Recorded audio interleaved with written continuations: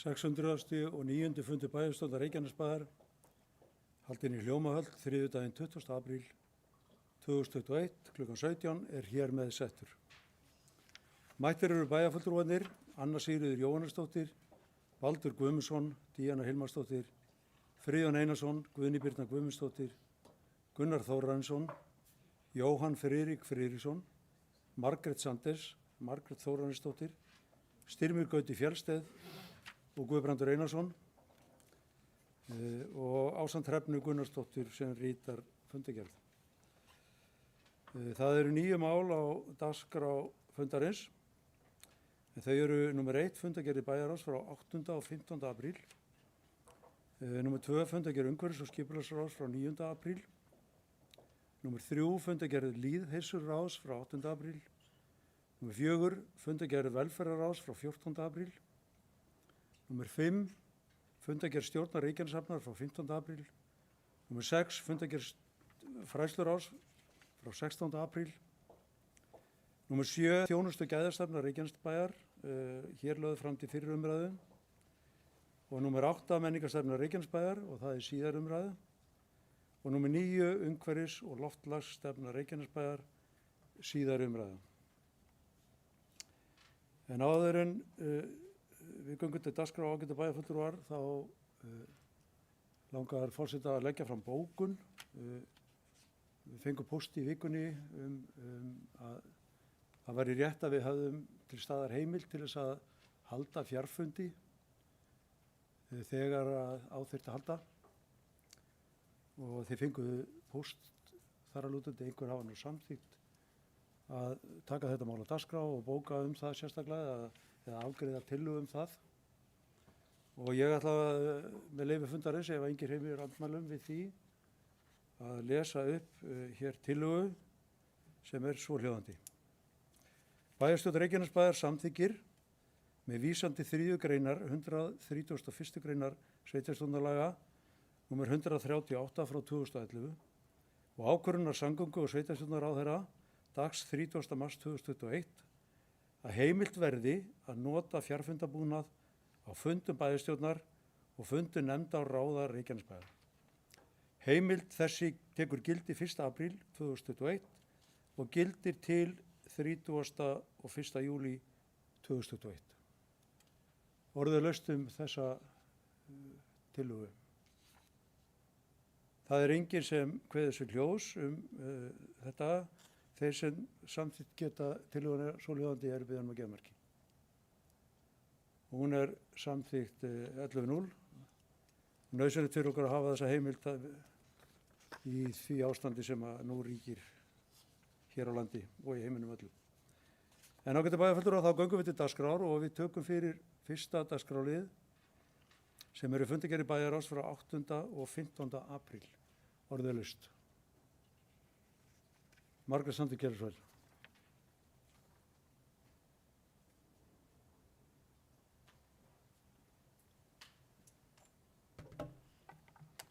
Forseti, bæjarfulltrúar, góði gestir. Á bæjarráðsfundi 15. apríl síðastliðinn, fyrsta mál, þá var til umræðu lóðalegu samningar. Og þar var lagt fram minnisblað frá fjármálaskrifstofu, þar sem voru ígrundaðir ýmsir lóðalegu samningar og mjög athyglisverðar hugmyndir líka Sambands íslenskra sveitarfélaga heildarlöggjöf lóðalegu samninga. Við í bæjarstjórn og í bæjarráði þann 15. apríl og við hér í bæjarstjórnum hefum oft rætt og verið samstíga að þessi mál þarf að taka föstum tökum og þetta er flókið mál, þetta er bæði mismunandi lóðalegu samningar og eins að ríkið er með hluta af lóðum eins og til dæmis Ásbrúarsvæðinu og er að rukka lóðalegu og síðan eru einstaklingar eigendur og aftur samningar eru mismunandi. Við höfum því ákveðið bæjarstjórn að leggja fram sameiginlega bókun og hún hljóðar svo með leyfi forseta. að þetta er sem sagt bókun lögð fram á 600. og 9. bæjarstjórnarfundi Reykjanesbæjar undir fyrsta máli bæjarráðs Reykjanesbæjar frá 15. apríl 2021. Nú liggur fyrir minnisblað frá fjármálaskrifstofu þar sem tekið hefur verið saman mismunandi lóðaleigusamningar sem eru hjá Reykjanesbæ. Eigendur lóða eru Reykjanesbær, ríkið og einstaklingar. Lóðaleiga er mismunandi, stór hluti er hlutfall af lóðarmati, aðrir tengdum lægstu launum verkamanns, svo dæmi séu tekin. Íbúar Reykjanesbæjar hafa fundið fyrir mikilli hækkun lóðarleigu og er mikilvægt fyrir íbúana að þessi mál séu tekin föstum tökum og Reykjanesbær stuðli að því að ná utan málið og beiti sér eins og hægt er fyrir samræmi. Bæjarstjórn leggur því til eftirfarandi. Í fyrsta lagi, Reykjanesbær hefji sem fyrst samningaviðræði við ríkið kaup eða leigu á lóðum sem eru á Ásbrúarsvæðinu sem yrðu síðan framleigðar til leiguhafa á Ásbrúarsvæðinu. Í öðru lagi, Reykjanesbær hefji undirbúning á að kaupa þær lóðir innan bæjarmarka sveitarfélagsins sem eru falar og í þriðja lagi skoðaðir verða möguleikar á samræmingu á lóðaleigusamningum á þeim lóðum sem Reykjanesbær á. Og undir þetta rita allir bæjarfulltrúar. Með leyfi forseta þá lesi ég ekki upp nöfnin. Takk fyrir.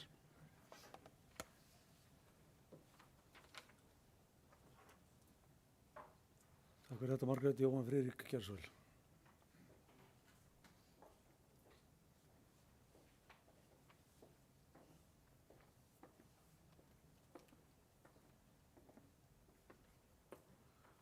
Forseti, ágætu bæjarfulltrúar.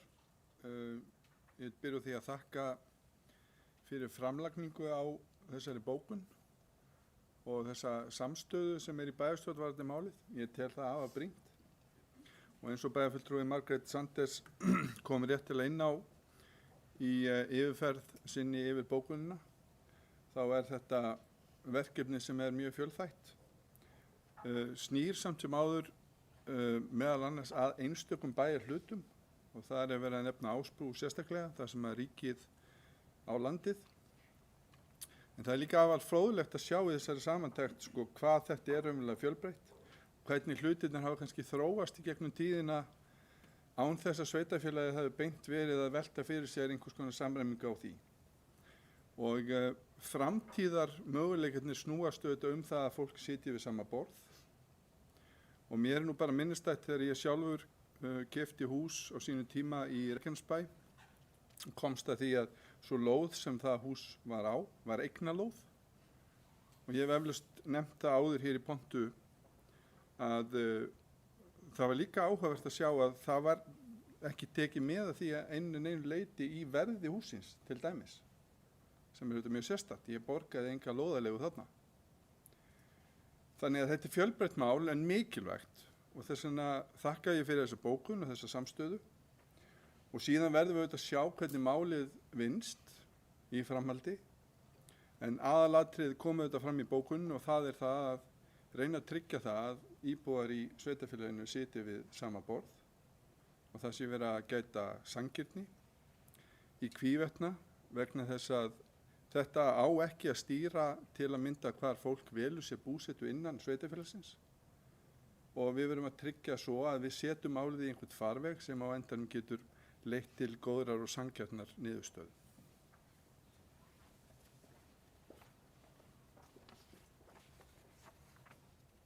Takk fyrir þetta, Jóhann. Margrét Þórhallsdóttir Geirsvöld.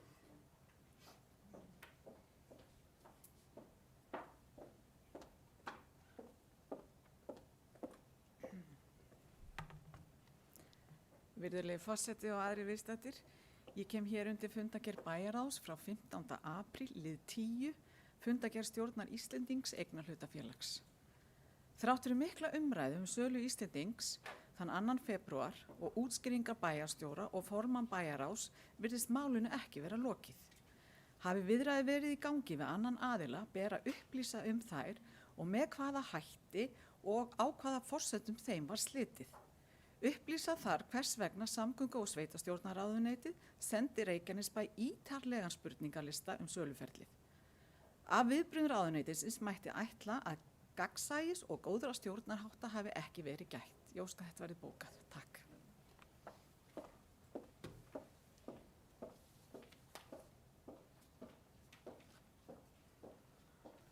Jóhann Friðrik Geirsson.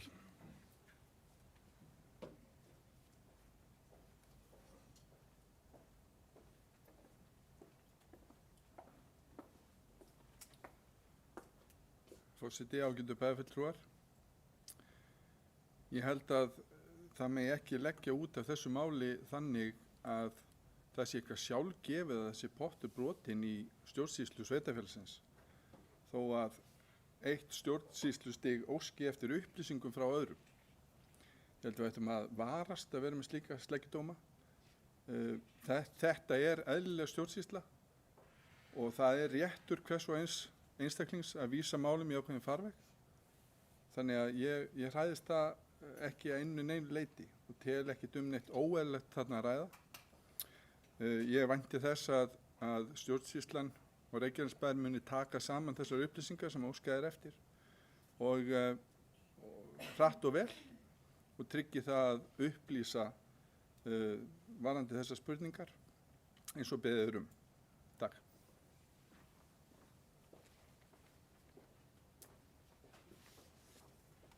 Takk fyrir þetta.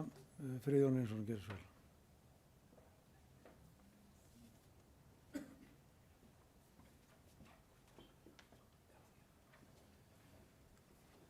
Forseti, ágætu bæjarfulltrúar og gestir. Ég langar aðeins að fara yfir nokkuð máli í fundargerð bæjarráðs en eitt af því sem þar var tekið fyrir var fundargerð Íslendings þar sem að kom fram að samgöngu- og sveitarstjórnarráðuneytið hefur óskað eftir áliti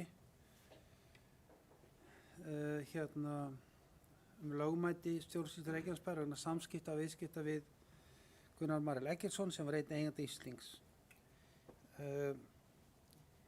Það er engin leyndarmál í þessu. Eins og hefur verið sagt frá hér í bæjarstjórn nokkrum sinnum er það að Gunnar Marel var einn hluthafa í Ísling, átti innan við 0,5% í Ísling. Það sem gerðist á síðasta ári var það að eina eign Íslendings, það er að segja Vingaskipið, var selt yfir í útlending og vegna skuldar Íslendings við útlending, þannig að skipið varð síðan eign útlendings og 99,5% eiganda Íslendings samþykkti þennan gjörning en það hefur líka komið fram hérna áður að undirritaður hafði haft áhuga á því, Gunnar Marel hafði áhuga á því að kaupa safnið en hafði þar ákveðnar kröfur sem ekki er hægt að uppfylla. En eins og kemur fram í þessari fundargerð að þá mun bæjarstjóri taka saman minnisblað og skila inn og við fáum síðan aðgang að því. En ég ætla að taka undir orð bæjarfulltrúa Jóhann Friðriks að það er með öllu leyti óeðlilegt að ætla það að eitthvað misjafnt það fari fram fyrirfram eins og bæjarfulltrúi var að ýja að hérna áðan. Mig langar að nefna frá fundargerð frá 8. apríl en þar kom meðal annars fram að bæjarráð samþykkti samhljóða að bæta við fjármagni í gatnagerð í Reykjanesbæ. Það var búið að leggja til 120 milljónir í gatnagerð núna í sumar en á þessu fundi 8. apríl var ákveðið að bæta við 130 milljónum í viðbót sem gerir þá 250 milljónum sem fara í gatnagerð hjá okkur í sumar en auk þessa þá förum við í stórar framkvæmdir í nýju hverfi í Innri-Njarðvík þar sem lagðir eru til að mig minnir 600 milljónir í nýtt hverfi, þar með talið götur. Og tilgangur þessa er að reyna að koma veg fyrir skemmdir á gatnakerfi og reyna að bæta í en eins og við flest vitum að þá hefði verið skorið við nöglu undanfarin ár vegna aðstæðna í samfélaginu, en nú er verið að bæta verulega í. Mér langar líka að nefna að á bæjarráðsfundi 15. apríl síðastliðinn var samþykkt að sveitarfélagið myndi leggja taka á sig að leggja ljósleiðara til Hafna og þannig allir íbúar í Reykjanesbæ sitji við sama borð í þessu.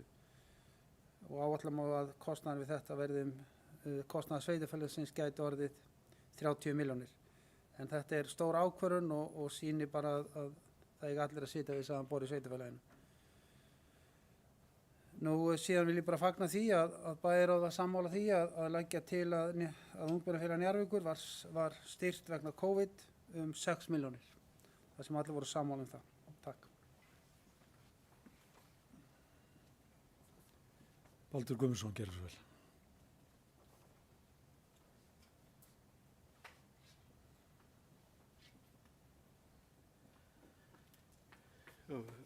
Virðulegi forseti og góðir bæjarfulltrúar og gestur. Ég ætla aðeins að koma inn á einn lið í fyrir fundargerð bæjarráðs. Þetta er nú ekkert stór mál. Ég sat hjá í einu lið sem var áskorunulegra eldsneytisverð á Suðurnesjum og hef verið hvattur til að útskýra hverju ég siti hjá í svona þörfu málefni. Og þetta er einfalt mál. Ég vil absolutt lægra bensínverð. Ég vil líka lægra matvöruverð og ég vil lægra verð á bjórnum og fleira. En ég bara fór með æðruleysisbænin og ég hélt að þetta væri þannig að þetta var eitt af því sem að bæjarstjórn getur ekki haft áhrif á. Þetta er eitthvað sem gerist á markaði og það er margt að athuga í þessu. Þannig að í prinsipinu var ég, efnislega fannst mér þetta mjög fínt en formið fannst mér ekki passa. Þetta er ekkert stórmál. Ég er ekkert fyrir það að bensínverð sé hátt á Suðurnesjum. Endilega að sé bara með lægsta móti. Takk.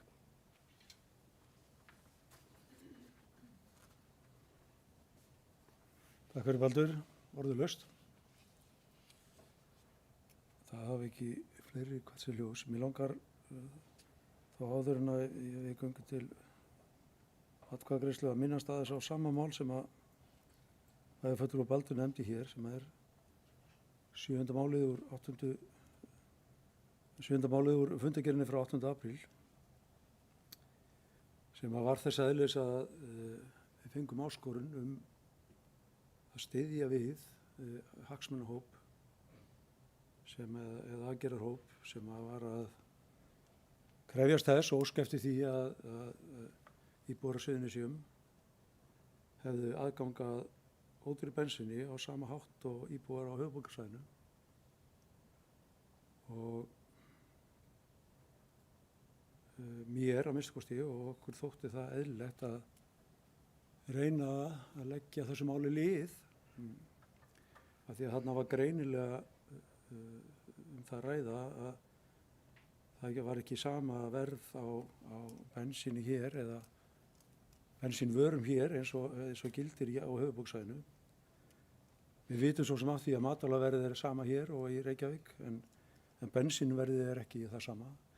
Eða við getum allavega að fara ódýrari dælur í Reykjavík heldur við getum hér og oft á tíðum hefur staðan verið þannig að það liggur við að borga sig að keyra til Reykjavíkur, sækja sér bensín á tankinn og koma aftur og hafa samt upp úr því nokkrar krónur. Þannig að okkur þótti þetta eðlilegt að taka undir þessa áskorun og þess að ég ætlaði að fara efnislega ón í það meira og leggja milli hluta hverjir það voru sem að tóku undir áskorunina, hverjir gerðu ekki. En mér langar að nefna hitt að í síðustu viku þá hafði forsvarsmaður aðgerðarhópsins samband við mig og óskaði eftir því að ég myndi mæta á fund með ásamt formanni bæjarráðs til þess að hitta forstjóra eins olíufélags. Og við því var orðið, við mættum á slíkan fund og hittum þarna forstjóra olíufélags og þarna var farið yfir eitt og annað og ég vil bara þakka fyrir hennar fund. Þetta var fyrir mig fróðlegur fundur og upplýsti mig eitt og annað hvað varðar álagningu á þessar vörur. En jafnframt fengum við, eða heyrðum allavega það að það var til staðar vilji að skoða málið og reyna að gera eitthvað til þess að koma til móts við svæðið. Einhver fyrirheit voru skilin eftir og ég held að við getum átt vona því að þetta olíufélag muni bregðast við þessari viku. Á hvaða hátt veit ég ekki, en ég held að þessi fundur hafi verið gagnlegur og ég held að þessi bókun eða áskorun sem að fór fyrir bæjarráð hafi líka haft áhrif. Hún var ekki bara tekin fyrir í bæjarráði Reykjanesbæjar heldur einnig í Suðurnesjabæ og var þar einnig samþykkt, þannig að sveitarfélögin 2 hér að minnsta kosti hafa tekið undir þessa áskorun og við væntum einhvers árangurs af því. En að öðru leyti sjáum við bara til og vonum að þetta skili einhverju góðu eða leiði til einhver sem til hagsbóta fyrir þá íbúa. Margrét Sandís Geirsdóttir.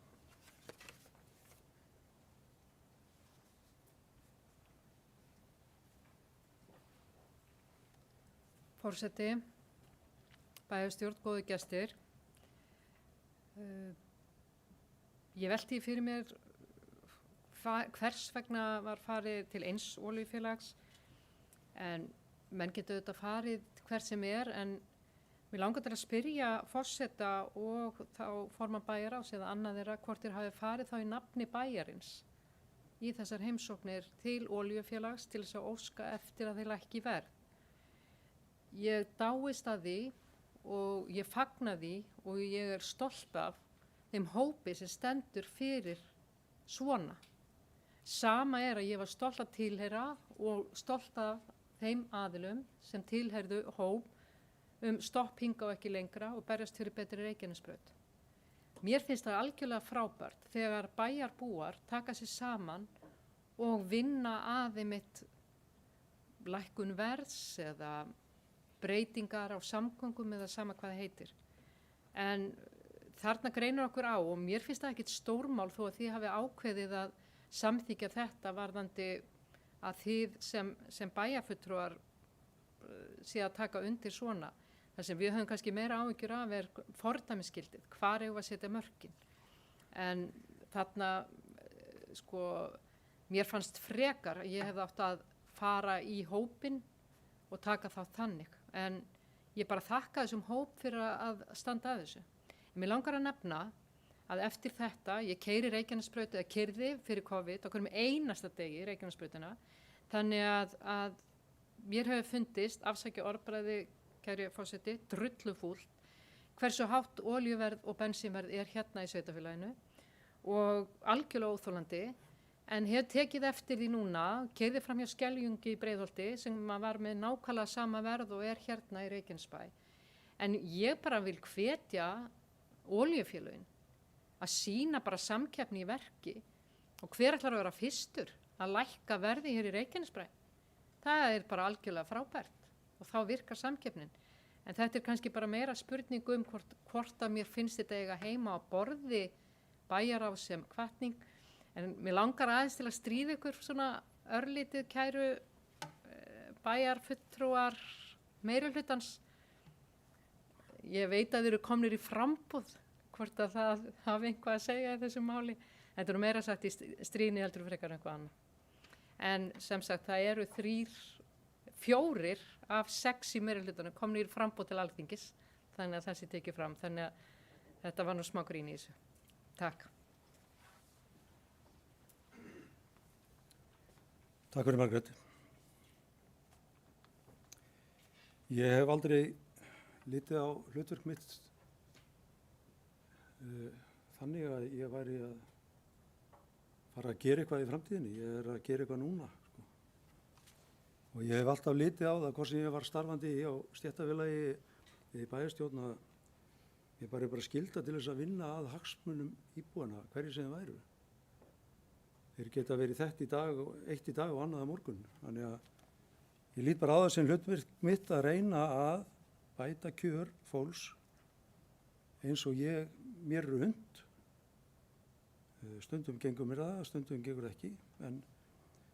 En hvort að ég að fara í framboð eða eitt að það, fyrir mér það aukaatriði. Ég held að ég get auðvitað sagt þetta núna, ég get alveg sem pólitíkus sagt að ég get verið reikinn að verkum þess meirihluta sem að hefur verið sitjandi frá 2014. Það kannski það sem að ég myndi vilja leggja inn í mín framboðsmál. En varðandi það að okkur við fórum að heimsækja eitt olíufélag, þá ætlum ég bara að staðfesta það að við heimsóttum ekkert olíufélag. Olíufélagi kom til okkar. Ég fór bara í kaffi heim til eins af þeim sem að standa fyrir þessum hópi og þar var mættur forstjóri olíufélags. Í hvaða nafni ég fór skal við raun og veru ósagt. Ég held að það hefði verið haft samband við mig af því ég er forseti og haft samband við Friðjón af því hann er formaður bæjarráðs. Hvort að ég er bæjarfulltrúi eða forseti eða bara Guðbrandur á Langholtinu finnst mér ekki skipta máli en ég var allavega að beðin að mæta þennan fund sem var ekki hjá olíufélagi heldur heima hjá einum þeim sem að stendur fyrir þessum aðgerðahópi. Ég vona að ég hafi svarað þessum spurningum. Gunni Birna gerði svo vel.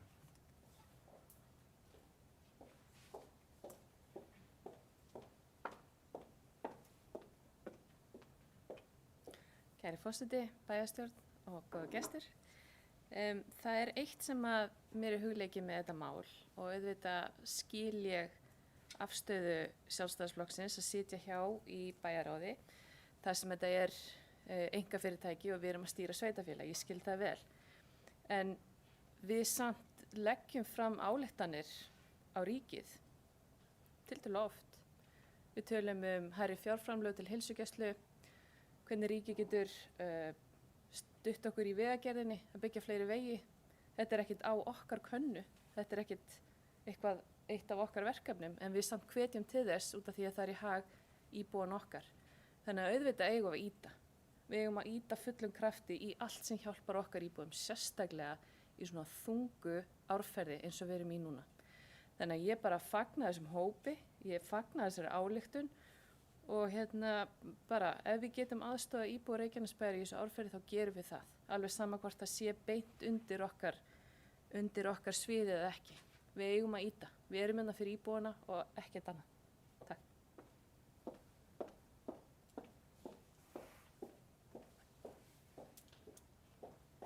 Friðjón Einarsson gerði svo vel.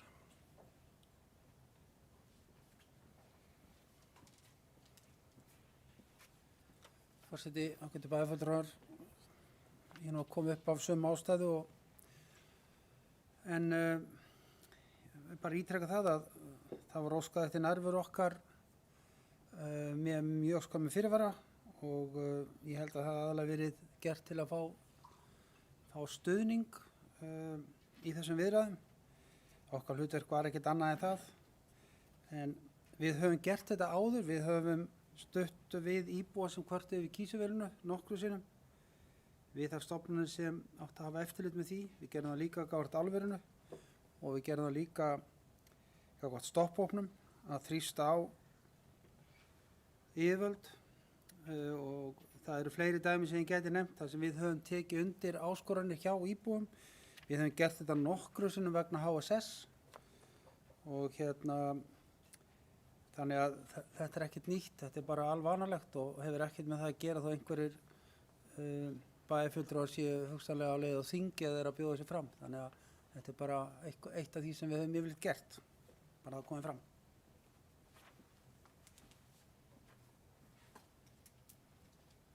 Gunnar Þórhallsson gerði svo vel.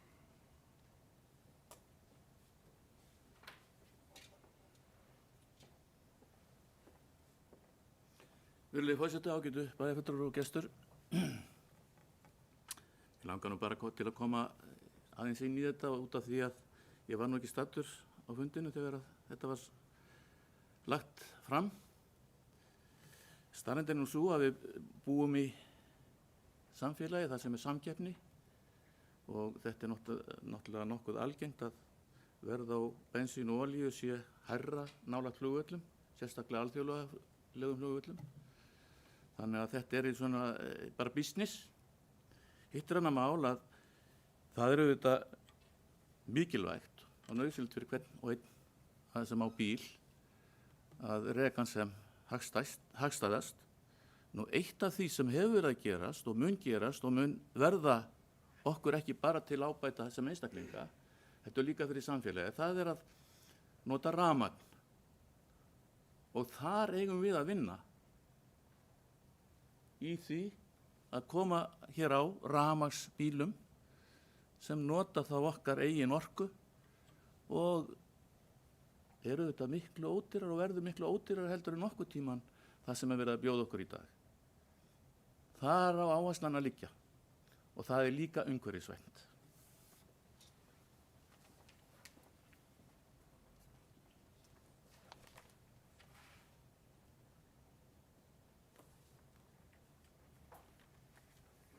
Jóhann Friðrik.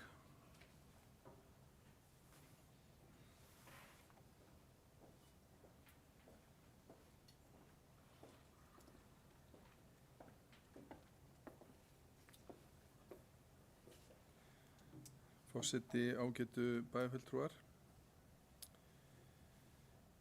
Ég skrifaði glaður undir þessa áskorun í bæjaráði en mér var hún jafnframt mjög hugleikin og mér langar að segja í stuttu máli hvers vegna. Ég velti fyrir mig til að mynda þessum aðstöðumun sem að snýra þessu. Við erum auðvitað með að færast í þá átt að Suðurnesin eru alltaf að verða nær höfuðborginni ef svo má segja og það er oft haft á orði að þetta sé að verða sama atvinnusvæðið til dæmis. Suðurnesjamenn leita til höfuðborgarinnar að höfuðborgarsvæðisins eftir vinnu og jafnframt kemur stór hópur af fólki af höfuðborgarsvæðinu og vinnur hér og það mun eflaust aukast enn frekar núna þegar flugvöllurinn tekur til starfa. En það sem að kannski líka var mér hugleikið, það var það að öll olíufélögin voru með svona háa gjaldskrá hér. Það kom mér mjög óvart. Ég hefði haldið að það væri þá sóknarfæri fyrir eitthvað af þessum olíufélögum að lækka bara leið og þessi hópur kom fram. Þannig ég fagnaði þessu. Ég skil bæjarfulltrúa Baldur Guðmundsson mjög vel að þetta er alveg vand með farið. En á þessum forsendum samþykkti ég þetta til þess að styðja við þennan hóp, styðja við bæjarbúa í sinni baráttu það að sitja við sama borð.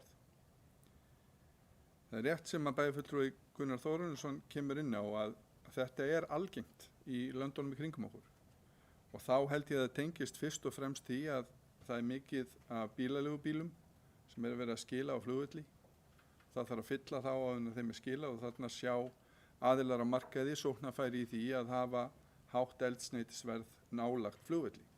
Aftur á móti það sem að sker að minnstu kosti þá flugvelli sem ég hef heimsótt erlendis frá okkar stöðu er það að þeir eru búin að keyra í 5-10 mínútur frá flugvellinum, þá er bensínið orðið lægra.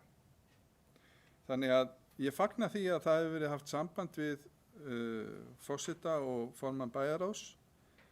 Jafnframt lýsi vonbrigðum mínum yfir því að öll olíufélögin hafi ekki haft samband. Það er greinilegt að einhverjir eru meira vakandi en önnur. Vonandi skilar þessi barátta íbúana árangri fyrir okkur öll. Og lokum vil ég benda á það að bæjarráð og bæjarstjórn hefur svo sannarlega bókað ýmis þjóðþrifamál sem að íbúar hafa fundið hjá sér að berjast sérstaklega fyrir. Mál sem að oft á tíðum kom ekkert frá kjörnum fulltrúum.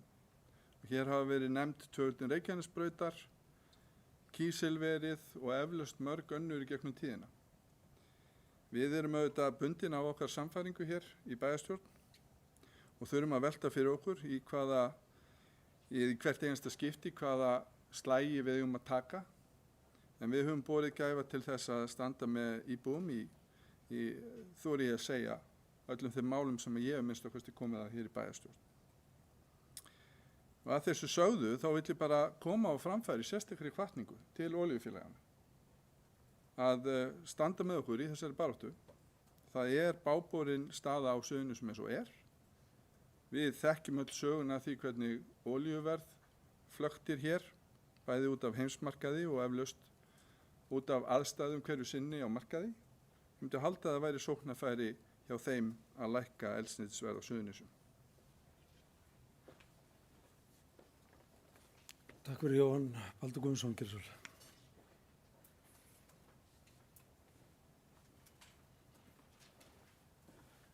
Virðulegi forseti, góðir bæjarfulltrúar, gestur. Þetta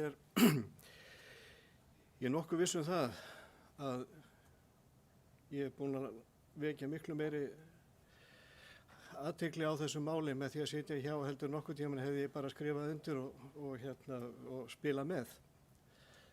Það næsta víst. Og ég veit það alveg að við höfum ályktað alveg heilan helling út og suður. Við höfum líka lagt fram ályktanir sem að meirihluti hefur hafnað alls konar mál. En ég bara útskýra bara stöðuna núna, þannig að það ekkert eins og það sé ekki samræmi í því hvernig ég kem fram sem bæjarfulltrúi, þó ég hafi setið hjá í þessu eina máli og skýrta á svona mjög einfaldan hátt. Í þessu árferði, eða sem sagt í þessu stöðu í dag, þá svo einfalt að fara á neti og sjá hvar bensínverð lágt og hvar það hátt. Og þú veist, þetta engar fréttir að sem sagt Atlantsolía lækkaði verðið á dælinu sem næst Costco. Ég ekkert að brjóta trúnað en eitt þetta bara svona. En það sama verð sem að ég borga á ægisíðunni hjá N1 ef ég fara að nafngreina þó að maður eigi ekki vera að nafngreina svona samkeppnismarkað. En hins vegar þá hefur þetta breyst alveg rosalega í okkar bæjarfélagi. Talandi nálægðina við höfuðborgina og annað, hvað við erum,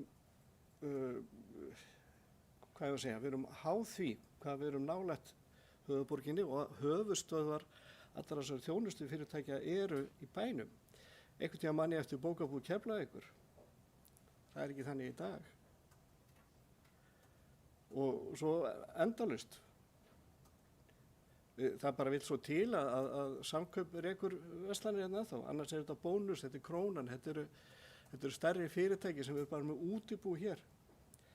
Og það þarf að umgangast þetta með varúð og allt það. En ég var ekkert að velta fyrir mig hvar þeir eru hist, en það hefði kannski verið vænlegra til árangus ef allir hefur verið með og þau hefðu hitt á því Öskjuhlíð. Ég segi bara svona.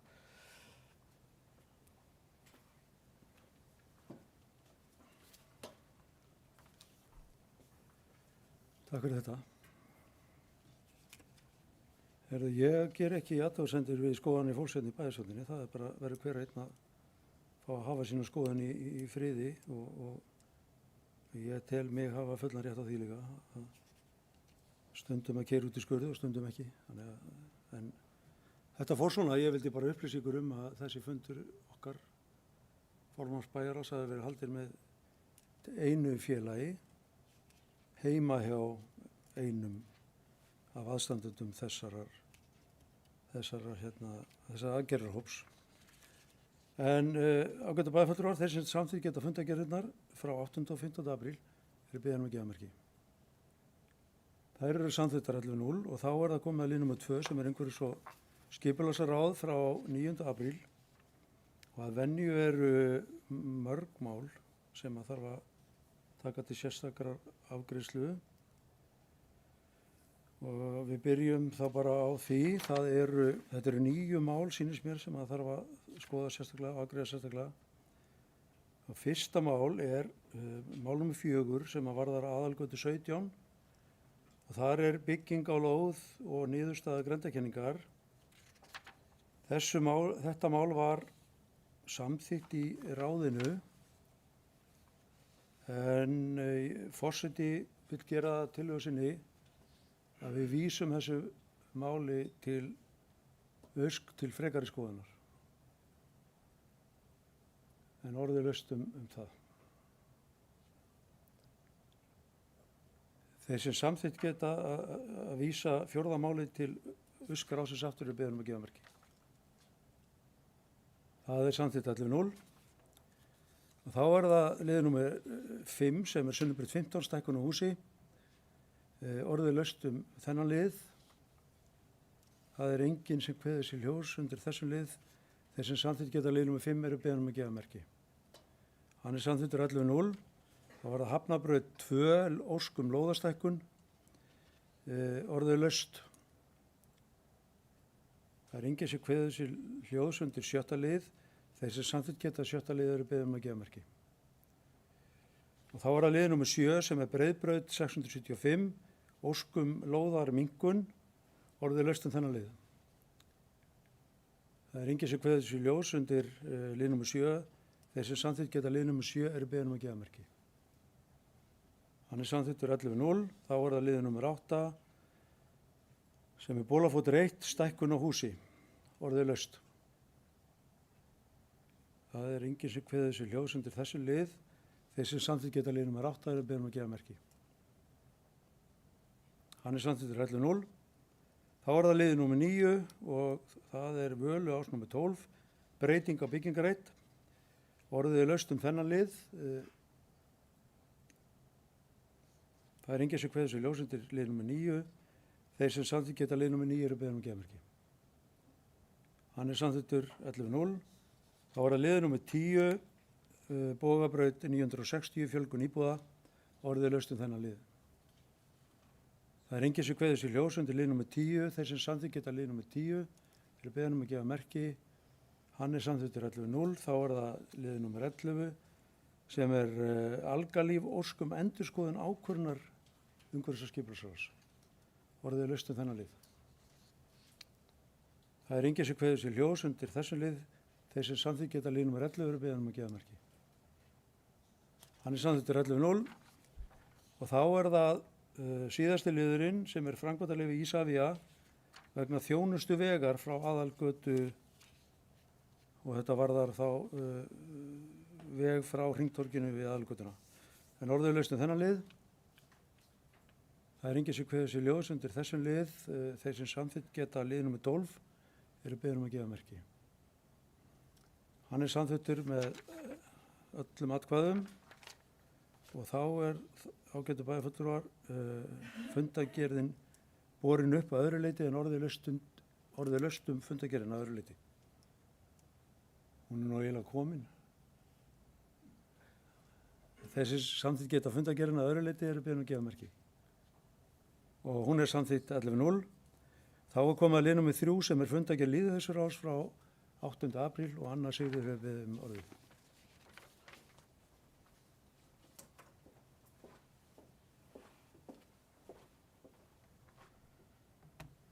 Forseti, bæjarfulltrúar og gestir.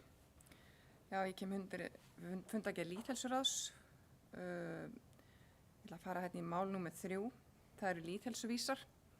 En lýðheilsuráð felur lýðheilsufulltrúa að óska eftir niðurstöðum lýðheilsuvísa fyrir Reykjanesbæ sérstaklega og skýringum frá embætti landlæknis varðandi marktaka mun á heilsufarslegu útkomu þannig að í framhaldi sé hægt að bregðast sérstaklega við með raunhæfum aðgerðum. En lýðheilsuvísar eru gefnir út einu sinni á ári og þá yfir Suðurnesin. En aftur á móti Suðurnesin heilsueflandi samfélag og þá höfum við einnig tækifæri til þess að vinna að verkefnum sem snúa að svæðinu öllu.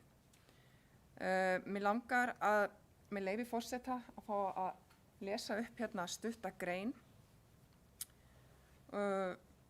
Þetta snýr að þætti sem kemur fram í lýðheilsuvísum.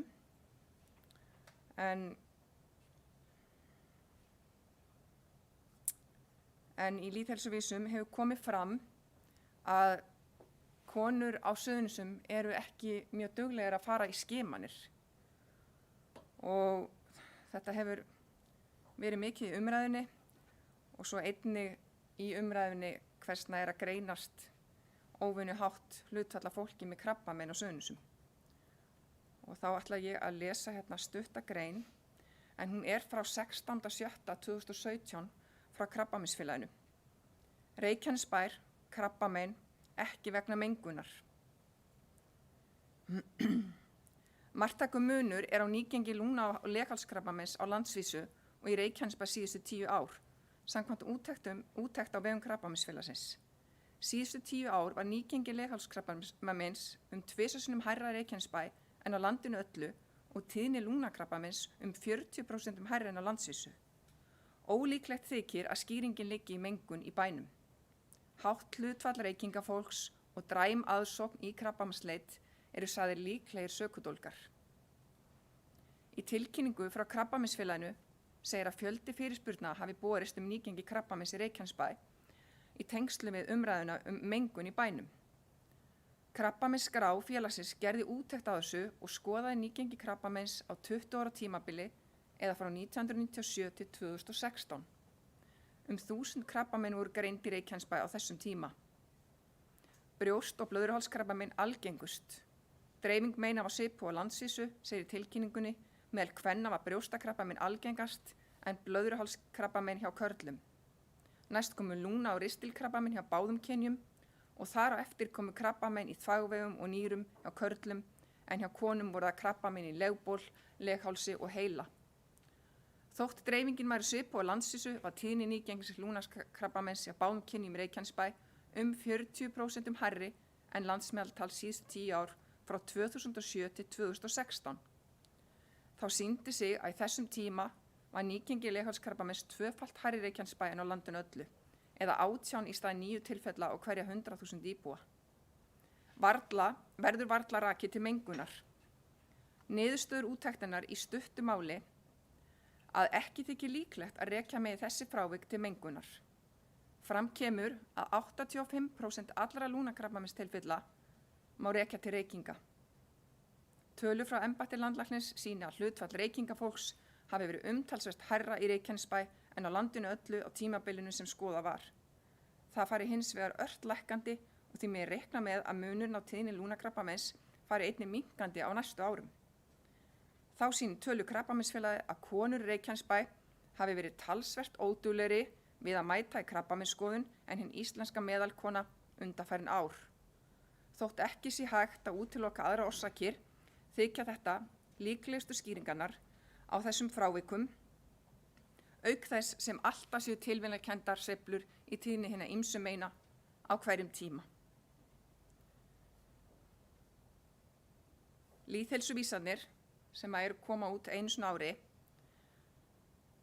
Suðurnesin, eins og ég tók fram áðan, og erum við að vinna að aðgerðaáætlun varðandi ýmsa þætti sem snúa að okkur og ætlum að fá greiningu betur á íbúum í Reykjanesbæ.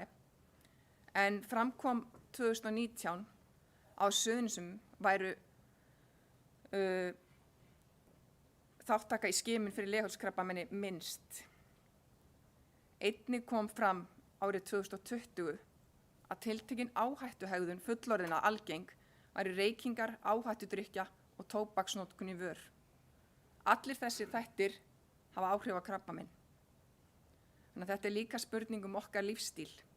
En mér langaði bara að nefna þetta sérstaklega þar sem þetta kemur fram í lýðheilsuvísum og margir íbúar að spurja áhrif og hvaða þættir það eru sem hafa þessi áhrif að óvenju hátt hlutfall er að mælast á íbúum á Suðurnesjum með þetta mein. Takk. Takk fyrir þetta. Gunni Birna Geirsson.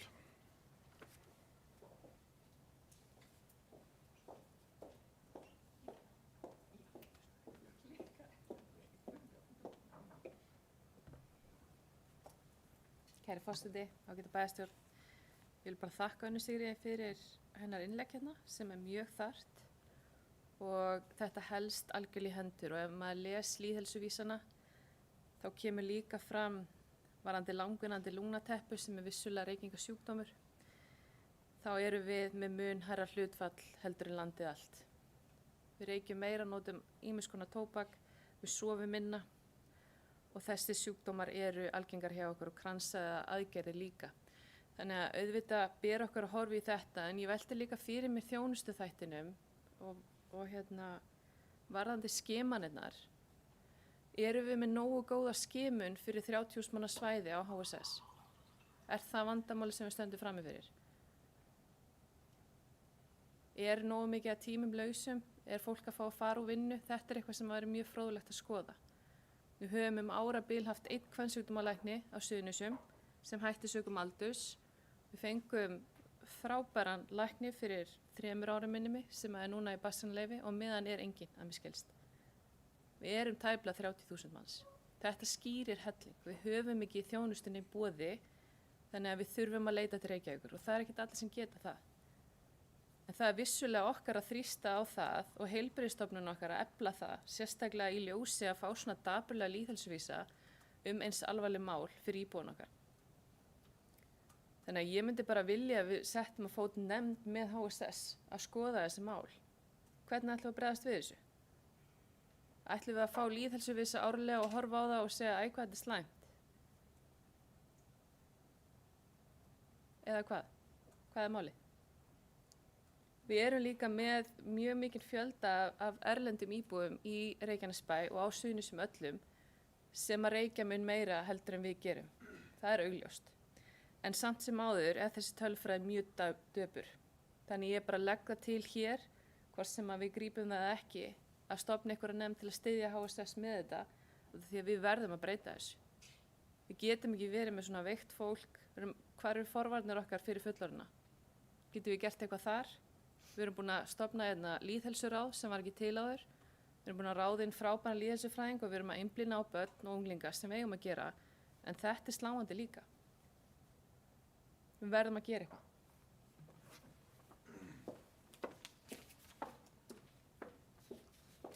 Takk fyrir. Jóhann Friðrik.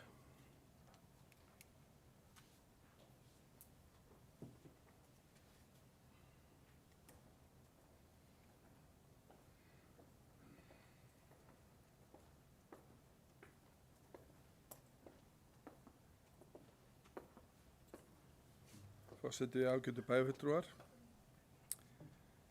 Nú langar að byrja á því að þakka bæjarfulltrúa Önnu Sigríði að fara gaumgæfilega yfir þessa áhrifaþætti og nefna sláandi dæmi það sem að heilsufar okkar hér á Suðurnesjum lakara heldur en annars staðar á landinu og mögulegar skýringar á því. Það sem kannski stendur þarna upp úr finnst mér vera sú staðreynd að Reykjanesbær er búin að benda embætti landlæknis ítrekað á þessar niðurstöður. Það var gert 2016 meðal annars. Það hefur ekkert breyst síðan. En eins og bæjarfulltrúi Guðný Birna kom inn á þá erum við bara í miklu betur í sveit sett núna heldur en við vorum þá. Nú erum við með lýðheilsuráð, nú erum við búin að setja lýðheilsumál á oddinn. Og alveg rétt sem hún nefndi að við þurfum að grípa til aðgerða. Lýðheilsuráð hefur meðal annars bókað sérstaklega það og hvatt HSS til þess að bæta skimun hjá sér sem að heilbrigðisstofnunin hefur tekið til sín. Leghálskrabbamein og annað krabbamein er auðvitað mjög alvarlegt og ástæðan fyrir skimunin er svo að reyna að ná að greina sem fyrst þá sem eru komnir með einhvers konar frumbreytingar til þess að koma í veg fyrir það að sjúkdómurinn þróist áfram.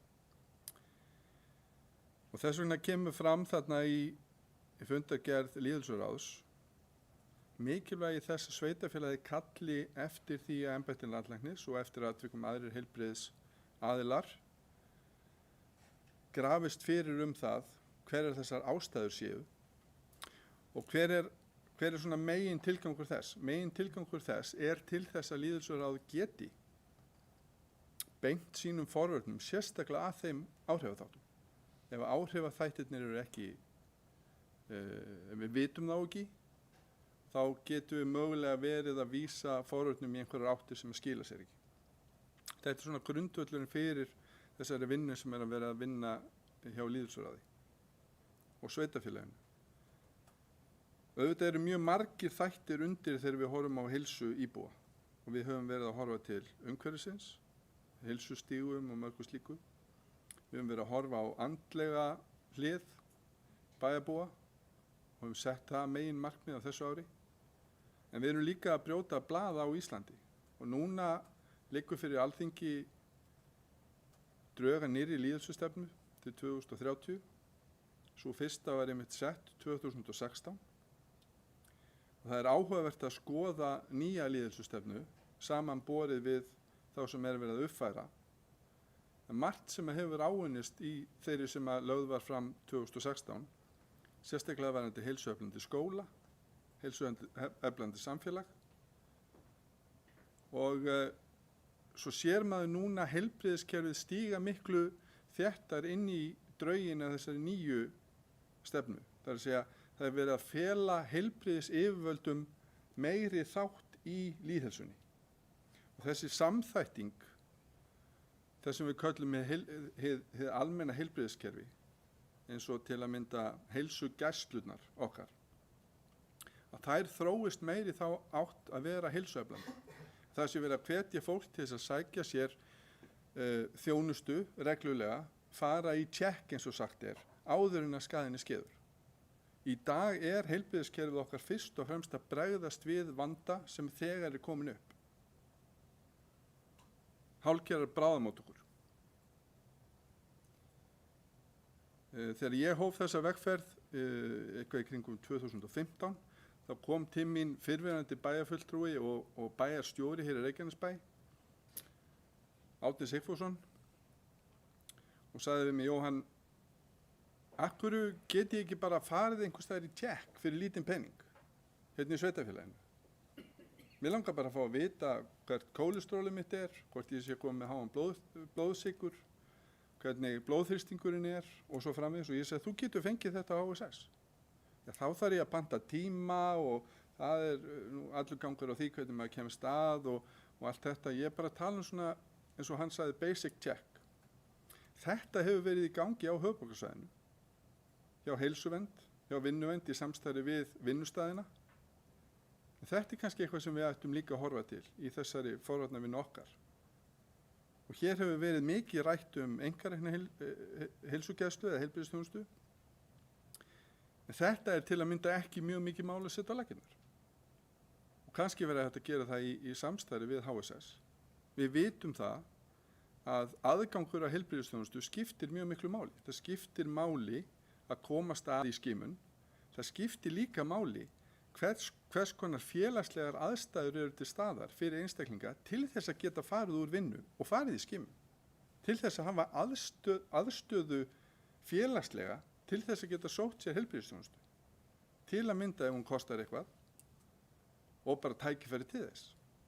Þannig að hérna eru þetta bara við sem sveitafélagi erum að ryðja braut að einhverju leyti í þessu. Og þetta höfum við öll gert saman. Ráðið hefur verið alveg frábært að mínu mati. Við erum líka að læra. Það er eflaust ýmislegt sem við hefum mátt gera betur þó við erum svona búin að vera í þessu af fullum þunga í 2 ár eða svo. En við komum til með að skila af okkur tillögum inn í nýja, eða umsögn inn í nýja lýðheilsustefnu, ráðið. Og það verður áhugavert að sjá hvernig umræðan mun fara fram á Alþingi nýja lýðheilsustefnu og hvort að stjórnmálin á landinu séu tilbúin til að stíga fasta til jarðar.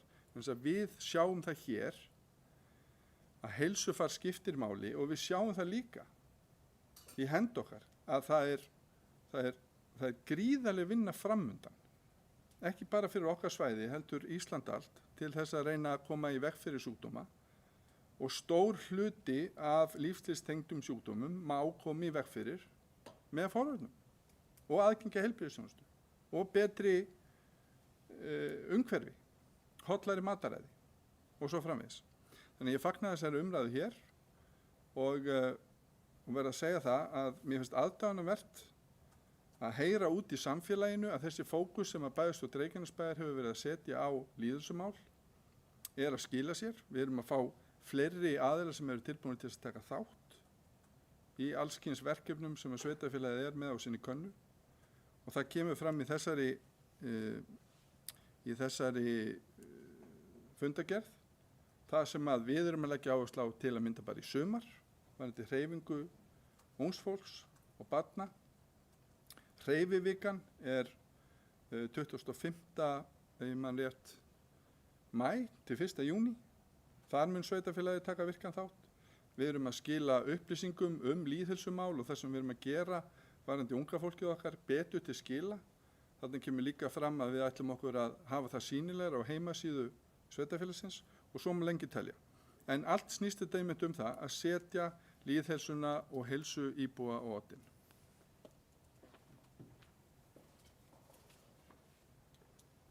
Baldur Guðmundsson, gerðu svo vel.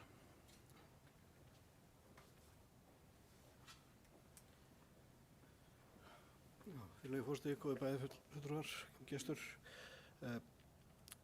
Bara örstutt, þetta er mjög fín umræða, þörf, góð og allar upplýsingar eru af hinu góða. Það er að upplýsa fólk, menn rjúka upp öðru hvoru af hverju er ástandið svona á Suðurnesjum, af hverju svona margir að fara úr krabbameini og svo framvegis. Þannig að þegar hægt að varpa ljósi á hlutina þá er það mjög af hinu góða og við erum með það sem við erum að kalla eftir, þessa lýðheilsuvísa.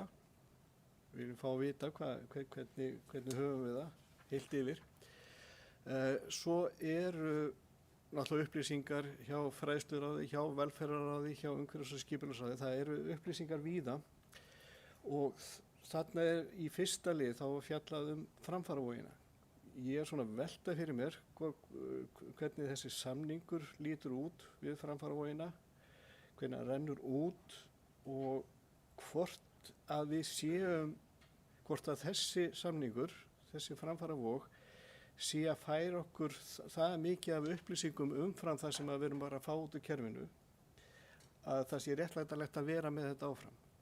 Þetta eru 3 sveitarfélög á Íslandi sem eru þarna inni og mér er til efs að þetta sé value added svo í sletti í þessu fyrir okkur.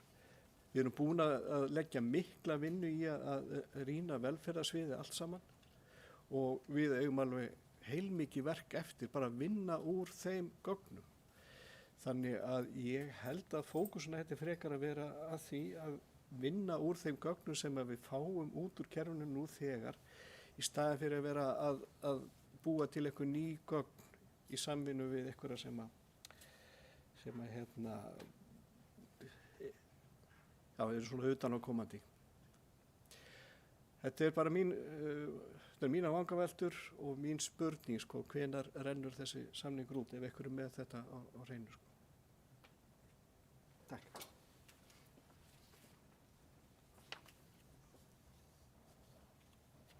Jóhann Friðrik Geirsson.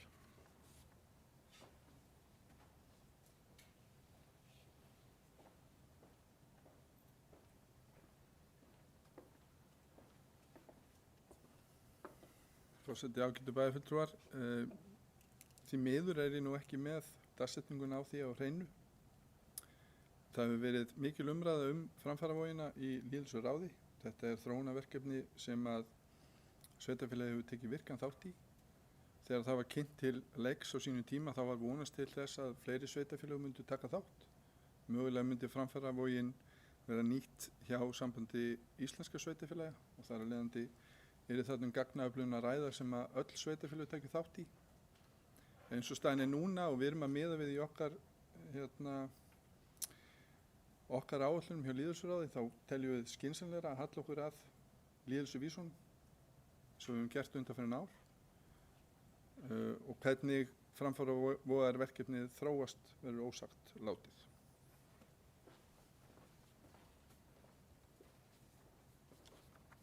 Takk fyrir þetta. Það hafa ekki fleiri hvað sé ljós undir þessum lið. Þeir sem samþykkt geta fundargerð lýðheilsuráðs frá 8. apríl er beðin að gefa merki.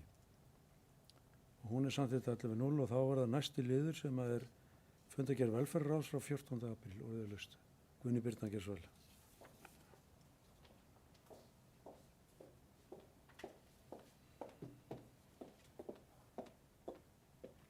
forseti, kæri bæjarfulltrúar, góðu gestir. Á síðasta fundi velferðarráðs þann 14.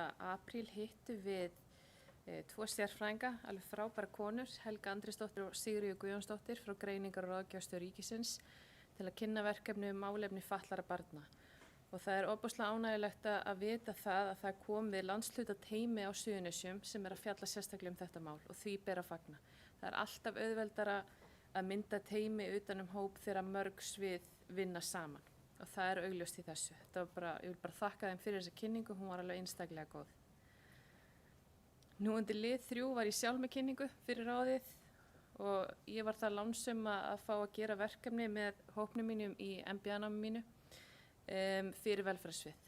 Þannig að við vorum í áfangasýnd árangur í rekstri sem fjallar lín aðferðafræði meðal annars og við tókum fyrir þetta verkefni fjárhagsaðstoð barna, hvernig við gætum reynt að lína ferlið eins og maður segir.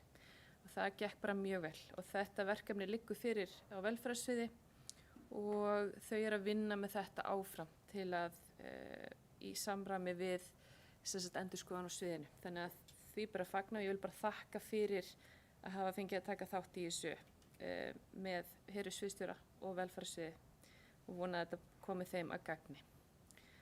Nú við hittum hann Sigurgeir Guðlaugsson, verkefnastjóra atvinnu- og viðskiptaþróunar og fórum aðeins yfir COVID-áhrif og vinnumarkaðinn og velferðarsvið og velferðarráð lagði áherslu á það eins og hægt væri að efla sumarstörf fyrir námsmenn í sumar aftur líkt og við gerðum á síðast ári og gekk það mjög vel.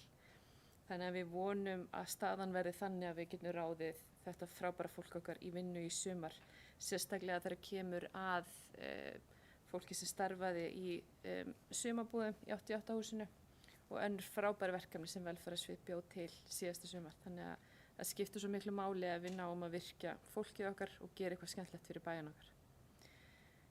Nú, við hrósum samtakaopnum enn á ferðina. Þessi hópur er algjörlega einstakur og er að vinna frábært verk í bænum okkar og þau eru að huga að öllu og þetta er bara óendanlegt tóbaksmálum, styrki, fræðslu, þetta er frábær hópur og við þvílíkt heppin að hafa hann. En annað var ekki. Takk.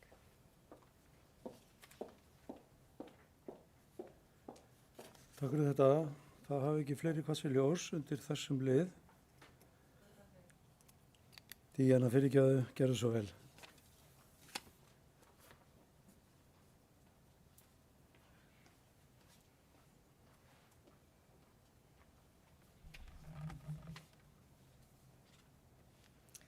Forseti, bæjarfulltrúar og gestur. Mér langar að koma upp undir lið 2 sem er landshlutasteymi á Suðurnesjum í málefnum fatlaðra barna og ég tek undir það sem bæjarfulltrúi Guðný Birna sagði. Þetta er verkefni sem fór á stað eftir Suðurnesjaskýrsluna og er hluti af aðgerðapakka 2 frá félagsmálaráðuneytinu og tengist einnig farsældarfrumvarpi Ásmundar félags- og barnamálaráðherra samþættingu þjónustu í þágu farsældar barna. Þetta er þróunarverkefni samstarf þar sem aðkoma Greiningar- og ráðgjafarstöð ríkisins, sveitarfélög á Suðurnesjum og Heilbrigðisstofnun Suðurnesja og markmiðið er að auka þekkingu og efla samþætta þjónustu við fötluð börn og fjölskyldur þeirra í heimabyggð. Að foreldrar þurfi ekki að rekast á milli kerfa. Þetta er þverfagleg teymisvinna þar sem áhersla er á að samþætta nálgun þjónustukerfa og skerpa á boðleiðum. Þetta eru 3 kerfi sem eru að vinna saman, félagsþjónustukerfið, skólakerfið og heilbrigðiskerfið. Ég er mikill talsmaður þverfaglegrar vinnu, vinn mikið þannig og get bara staðfest að þetta einfaldar hlutina svo ofsalega mikið og er til hagsbóta bæði fyrir notendur sem og fagaðila. Svo langar mig líka að koma hérna inn á lið 3 sem er öflug börn, skilvirkni í viðmiðum og reglum fjárhagsaðstoð barna. Það var frábært að fá bæjarfulltrúa Guðný Birnu og hennar samnemendur í MBA-náminu að þessu verkefni og mikill plús að bæjarfulltrúi Guðný Birna þekki sviði vel sem nefndamaður í ráðinu og ég hef mikla trú á því að með því að einfalda og auðvelda verkferla bæði fyrir starfsmenn sem og skjólstæðinga og sé ekkert nema jákvætt út af þessari vinnu eins og til dæmis tímasparna starfsmanna sem að leiðir til þess að álag minnkar á þá og þeir fá aukinn tíma til þess að sinna öðrum verkefnum. Og við eigum alltaf að vera að skoða hvernig við getum nýtt mannauðinn okkar betur og gert góða þjónustu enn betri, vinn-vinn. Mér langar líka að koma að lið 4, mótvægisaðgerðir og viðspyrna við áhrifum COVID-19 á vinnumarkaðinn. Eins og ég kom inn á síðasta bæjarstjórnarfundi þá eru 204 einstaklingar að ljúka bótarétti á árinu 2021 og ég hef töluverðar áhyggjur af þessum hópi. Hvar þessi einstaklingar eru staddir, andlega og félagslega, hvað við getum gert til að styðja sem best við þá. Svo er það líka sumarstörfin fyrir námsmenn. Það er verið að bíða eftir, ég var sérst á fundi áðan varðandi þessa þætti. Það er verið að bíða eftir endanlega reglugerð varðandi útfærslur frá ríkisvaldinu og þetta lítur mjög vel út og ég á vona því að sumarstörfin verði auglýst von bráðar. Svo langum aðeins að koma inn á lið 5 sem er starfsáætlun velferðarsviðs. Þetta er mjög flott og vel unnin starfsáætlun fyrir velferðarsvið og einnig fræðslusvið. Ég ætla að leyfa mér að nefna þetta tvennt saman hér þó við séum ekki komin að fundargerð fræðslusviðs. Á þessum fordæmalausu tímum þá eiga starfsmenn þessara beggja sviða sem og allir starfsmenn bæjarins skilur hrós fyrir ótrúlega vel unnin störf þar sem að starfsumhverfi okkar, því ég er starfsmaður bæjarins, hefur verið síbreytilegt síðan í febrúar í fyrra og það hefur þurft að bregðast við aðstæðum hverju sinni, vinna við hinnar ýmsu aðstæður og svo mætti lengi telja. Og það hefur krafist mikillar útsjónarsemi, hugrekkis, þolinmæði og mikillar samvinnu og hafa starfsmenn bæjarins sýnt það enn og aftur hvers megnugir þeir eru. Og ég get alveg talað fyrir mig að mér fannst þó svo að starfsáætlun sé lifandi skjal og í stöðugri endurskoðun að það fannst mér áskorun að gera starfsáætlun fyrir árið 2021 af því að við getum bara tekið daginn í dag eins og staðan í samfélaginu er. Takk.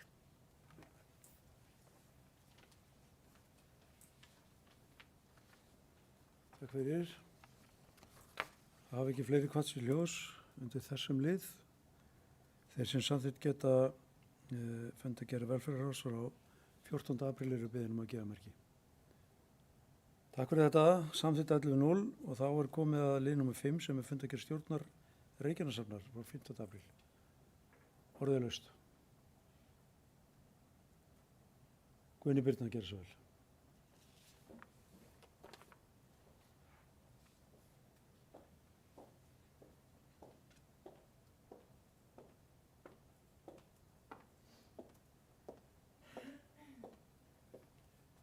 Kæri forseti, ágætu bæjarfulltrúar, góðu gestir. Mér langaði bara að koma hérna og hrósa hafnaráðun okkar. Þetta er alveg einstaklega skemmtileg fundagerð og mikið verið gert og bara aðdánavert hvað ráðið er flott í að halda sér við fjölbreytt verkefni. Ég vil einkum koma inn á lið 6 skemmtiferðaskip, þar sem er verið að horfa í það að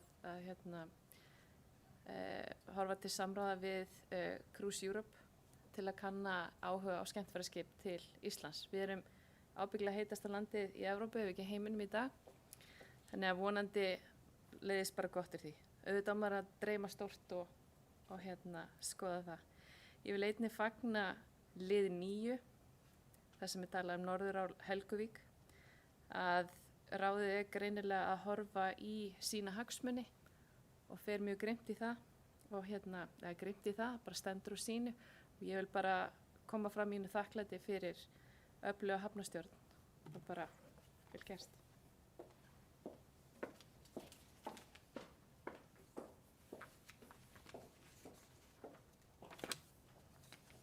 Takk fyrir Gunni. Já, þetta er öflug hafnarstjórn en hún býr við frekar erfið skilyrði og við sem erum farin að byrja að rýna í ársreikning sveitarfélagsins sjáum að þrátt fyrir ýmsar aðgerðir hefur rekstur hafnarinnar, hann hefur lagast en hann er ekki ásættanlegur eins og hann er núna og við vitum svo sem ástæðuna fyrir því. Það er eldsneytisala hefur bara farið niður í 0 og gerir það að verkum að fjármagnsliðir og reiknaði liðir eins og afskriftir eru að valda því að höfnin er 120 milljónir í mínus.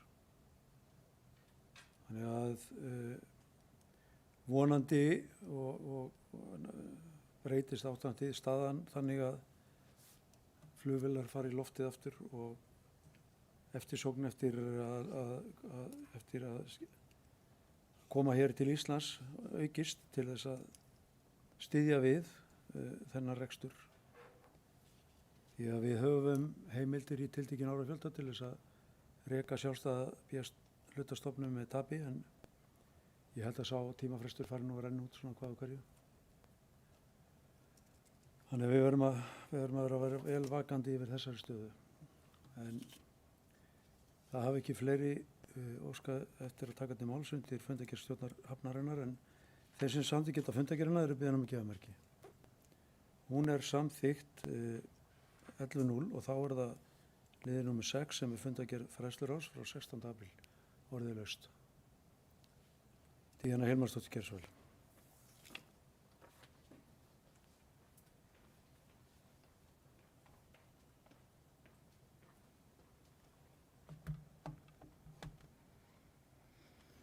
Forseti, bæjarfulltrúar, gestur.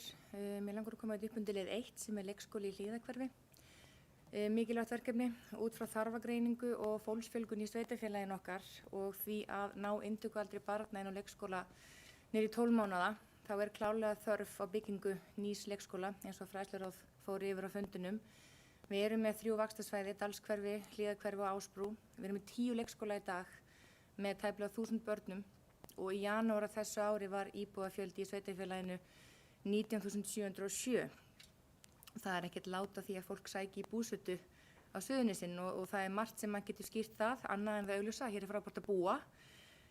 Þar má nefna massívan íbúðaskort í Reykjavík, hækkandi fasteignaverð og fleira. Og ef við leggjum ekki grunn að því í dag, hvernig við ætlum að mæta þeim fjölda íbúa sem að hér býr og hinga sækir og jafnframt því að bæta í samhliða, þá verðum við á sama stað eftir 10 ár og það viljum við ekki. Svo langar maður að koma inn í lið 6 sem er sprotasjóður. Verkefni var úr skólabörn, fekk 3 milljónir úr sprotasjóði sem er alveg geggjaverkefni sem er að fara af stað í samstarfi við flest alla skóla á Suðurnesjum, bókasafnið og Fjörheima í samstarfi við til dæmis Ævar Ben rithöfund og fleiri. Megin áhersla er lögð á að efla áhuga á lestri og þar er sérstaklega horft til virkni drengja og markmiðið er að hlusta á þeirra sjónarmið, heyra hvaða leiðir þeir vilja fara varðandi lestur og fleira. Og stefnt er að þetta verkefni verði farið á fljúgandi siglingu í haust og virkilega vel gert hjá Fræðsluskrifstofu. Manna gleða þetta. Takk.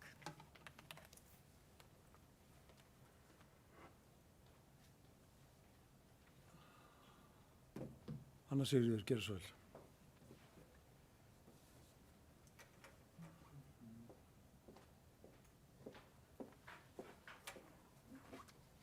Forseti, bæjarfulltrúar og gestir. Ég kem inn undir fundargerð fræðsluráðs, mál númer 4. Þetta er menntastefna Reykjanesbæjar en það er verið að uppfæra hana núna. Hún er síðan 2016 og ég hlakka til að sjá hvernig breytingum hún tekur, vonandi fljótlega. Svo er það mál 6. Það er úthlutun úr sprotasjóði, langar bara að óska fræðslusviði til hamingju. Þetta er góð upphæð eða 3 milljónir þar sem að fengu úr sprotasjóði varandi lestrarverkefni og eins og allir vita þá hefur verið mikil umræða, ekki bara í okkar samfélagi, heldur öllu landinu lestur og þá sérstaklega þessi snýra drengjum. En þetta verkefni þá líka einnig við stelpur, þannig að það er ekki bara verið að hugsa fyrir þess að bæta lestur drengja, þá er þetta fyrir öll börn. En að sjálfsögðu þá verður kannski áherslan lögð á að finna leiðir til þess að auka áhuga drengja á lestri. Það er jú einhver vandi sem við stöndum öll framfyrir. En ég, eins og ég sagði áðan, þá er ég spennt fyrir að sjá nýja menntastefnu eða uppfærslu á henni og óska fræðslura til hamingju með sjóðinn. Takk.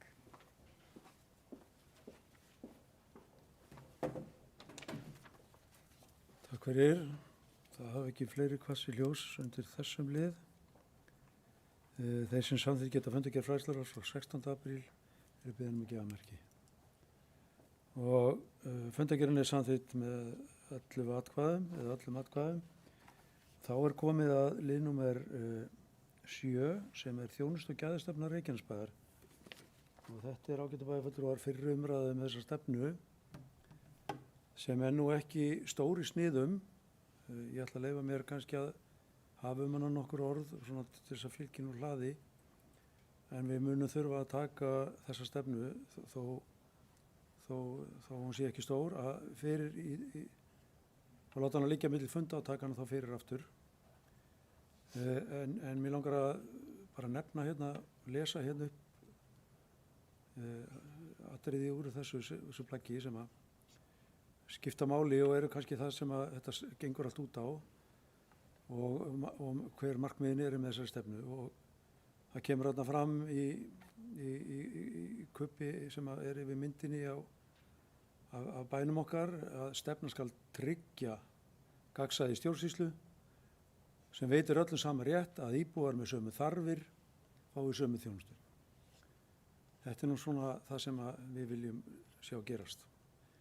Og síðan langar mig ágætu bæjarfulltrúar að nefna sko leiðavísana sem á að hafa í huga sem eru 6 og leiðarvísar þjónustu eru leiðaljós starfsfólks Reykjanesbæjar í starfum þess. Hver leiðavísir snertir með einum eða öðrum hætti samskipti á milli starfsfólks Reykjanesbæjar og þjónustu svega og gilda þeir því jafnt minnri og ytri þjónustu.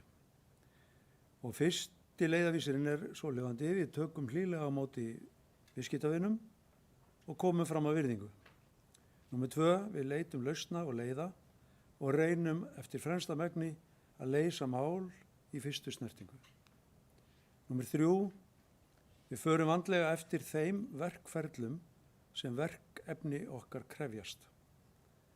Og númer 4, við gætum trúnaðar við viðskiptavini. Og númer 5, við tökum vel á móti ábendingum og leggjum okkur fram við að gera betur í dag en í gær. Og númer 6, við berum virðingu fyrir ásýnd okkar og umhverfi. Fleiri orða ætla ég ekki að hafa um þetta. Mér finnst þetta bara að vera flott plagg sem að búið að vinna í hendurnar á okkur og held að sé gott að hafa slíkt á borðinni á sér, svona sem skapalón þegar að verið að þjónusta íbúa sveitarfélagsins. En orðið er laust. Það er enginn sem kveður sér ljós undir þessum lið. Þá ætla ég að leggja það fram hér að við tökum þessa stefnu, þjónustu gæðastefnu Reykjanesbæjar, til síðar umræðu á næsta bæjarstjórnarfundi þann 4. maí. Þeir sem samþykkt geta það eru beðin að gefa merki. Það er samþykkt 11.0 og þá er komið að lið númer 8 sem er menningarstefna Reykjanesbæjar, síðar umræða. Friðjón Einarsson hefur beðið orðið.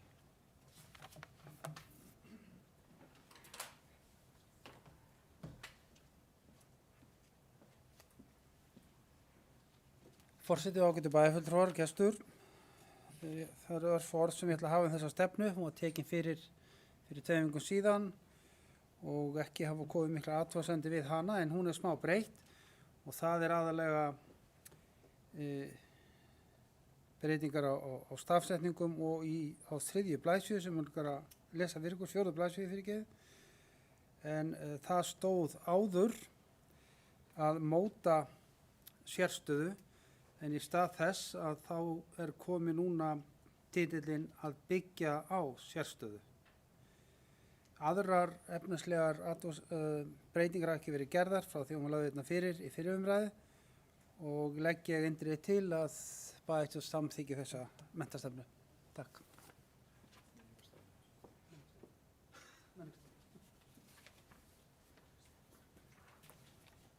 Bara svo til að leiðrétta formanni, þá varum við að ræða hér menningarstefnu en ekki menntastefnu. Orðið laust. Það hafa ekki fleiri hvassir ljós. Ég langar aðeins að taka til að segja nokkur orðum þetta. Ég er ánægður með þetta plagg. Þetta er búið að vera lengi í höndunum á okkur, alveg frá síðasta kjörtímabili. Við vorum farin að skoða þetta 2016, 17. En erum, held ég, orðin bara ágætlega sátt við það sem í henni er og Ég þykist vita að þessi breyting á þessari fyrirsögn sé tilkomin vegna orðræðu sem átti sér stað að frumkvæði Baldurs bæjarfulltrúa á síðasta fundi sérstöðun okkar. Þannig að mér finnst þetta að vera jákvæð breyting að við ætlum að nýta sérstöðun okkar. Við höfum vissulega sérstöðu sem að við getum byggt á og nýtt okkur. Það er ekki fleiri sem að hafa beðið. Baldur Guðmundsson, gerðu svo vel.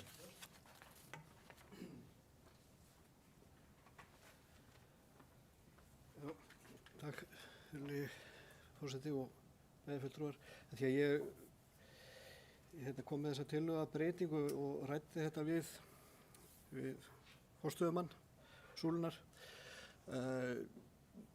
og við ræddum efni greinarinnar sem er þarna undir. Vangaveltur það hvort það eigi að hampa meira tónlistinni eða gera öðrum háttundur höfðið, þá erum við saman það að vera ekkert að breyta textanum, að hafa þetta hæfilega opið, en þetta sé vísa til söguna sem við eigum og að við getum haldið áfram að vinna úr þessu og auðvitað vinnum við með þennan arf sem við höfum í allar áttir og tökum bara sem dæmi þá er tölvuleikjagerðin upp á Ásbrú. Þar er til dæmis spilar tónlist stóra rullu og þetta fer bara saman. Þannig að það er svona eðlilegt framhald á svona menningarstefnu getur verið í allar áttir þó að við byggjum á þessum grunnir. Þannig að við getum haldið áfram að byggja okkur sérstöðu eins og hún þróast. Takk.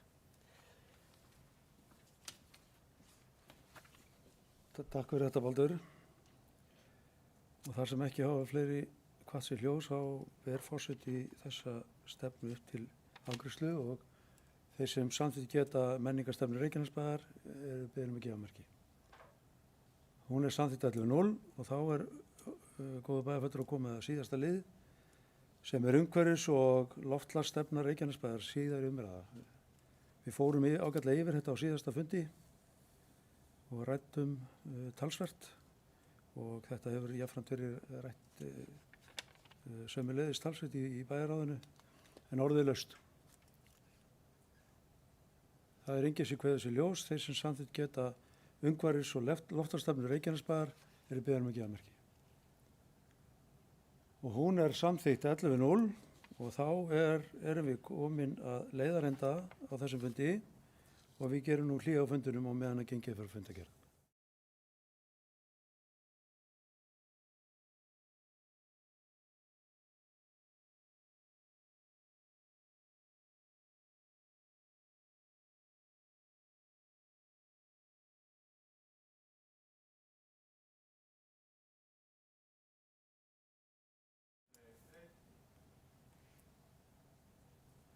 Og af því, góðu bæjarfulltrúar, við erum að samþykkja þess að fundagerð rafrænt, þá lítur forseti svo á að dagskráin sé tæmd og slítur hér með 609. fundi bæjarstjórnar.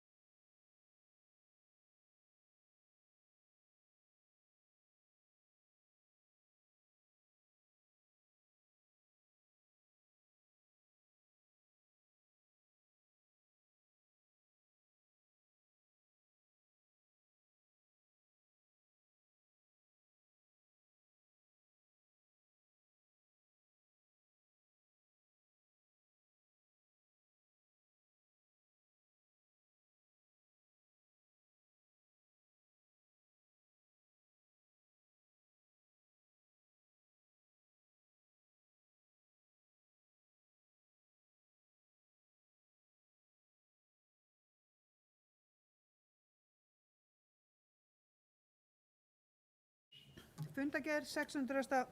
og 9. funda bæjarstjórnar Reykjanesbæjar, haldin í Merkinesi, 20. apríl 2021 kl. 17. Mætti eru Anna Sigríður Jónasdóttir, Baldur Þór Guðmundsson, Díana Hilmarsdóttir, Friðjón Einarsson, Guðbrandur Einarsson, Guðni Birna Guðmundsdóttir, Gunnar Þóransson, Jóhann Friðrik Friðriksson, Margreta Sandes, Margrét Þóransdóttir, Styrmi Gauti Fjálsteð og í forsæti Guðbrandur Einarsson.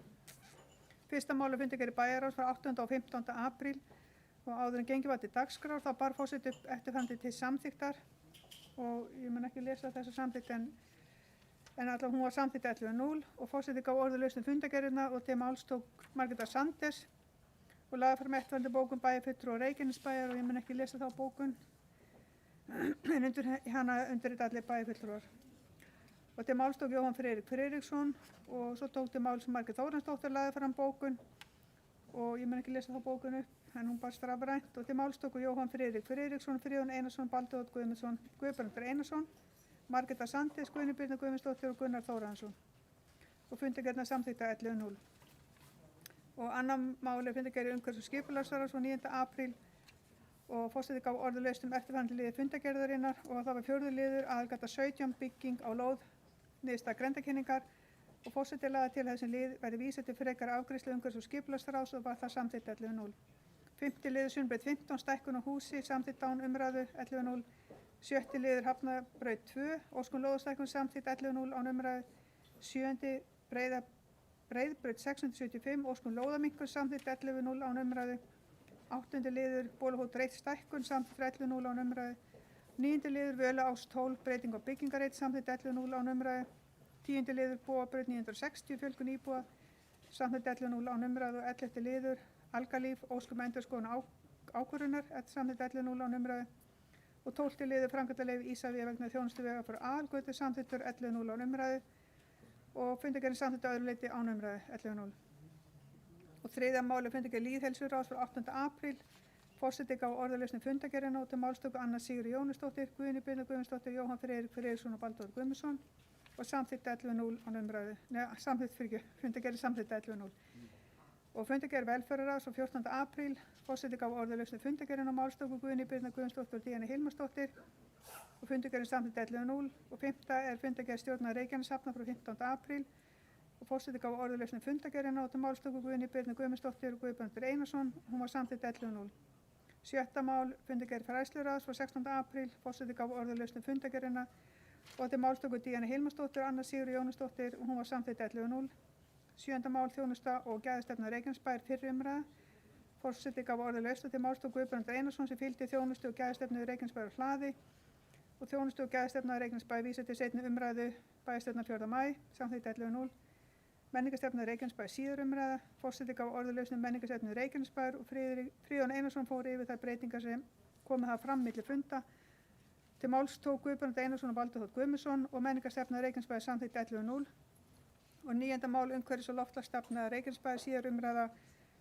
Forseti gaf orðalaust umhverfis- og loftslagsstefnu Reykjanesbæjar og umhverfis- og loftslagsstefna Reykjanesbæjar samþykkt án umræðu 11.0. Er þetta ekki bara komið?